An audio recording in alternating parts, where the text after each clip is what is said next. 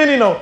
मुझे उस दिन एक बंदा कहने लगा, शादी ब्याह में इतनी गुंजाइश है, इतनी सख्ती नहीं है, कुछ ना कुछ गाने बजाने की इजाज़त है।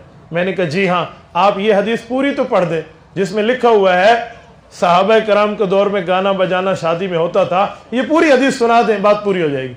अजी मैंने तो इतनी पढ़ी है। मैंने कहा मैंने पूरी पढ़ी है, यही हदीस पूरी सुना दो, पूरी सुनाओ तो बात बिल्कुल ठीक हो जाएगी। वाकया यह था, हुजूर अक़दस सल्लल्लाहु अलैहि वसल्लम के एक सहाबी हैं, वो हजरत अफरा रज़ी अल्लाह अन्हा के बेटे हैं, वो शहीद हुए हैं जंग बदर में। उनकी बेटी की शादी है हजरत रुबई रज़ी अल्लाह ताला अन्हा की। अल्लाह के रसूल तशरीफ लाए हैं।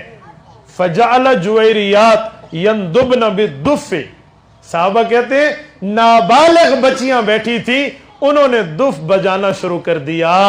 इस मौके पर अल्लाह के रसूल ने फरमाया ठीक है, शादी में इसकी इजाजत है। मैंने कहा सुनो, दुफ बजाया था, ढोल नहीं बजाया था, और नाबालिग बच्चियों ने गाया था, बालिग औरतों ने नहीं गाया था।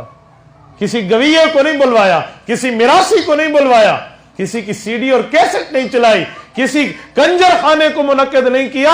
वो छोटी बच्चियां थी, साहबा की औलाद थी। हाँ, आज भी छोटी बच्चियां बैठे और ये काम करें तो कौन रोकता है। और दुफ होना चाहिए, दुफ, ढोल नहीं है। एक ढोल होता है, एक दुफ होता है, इसमें बड़ा फर्क है। ढोल वो है जिसके दोनों तरफ से चमड़ा हो, और दुफ वो है जो एक तरफ से बर्तन हो, एक तरफ से चमड़ा हो।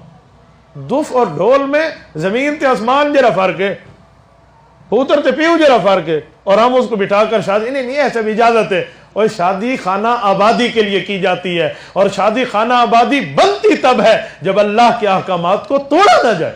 तो ये निकाह हमसे ये चाहता है।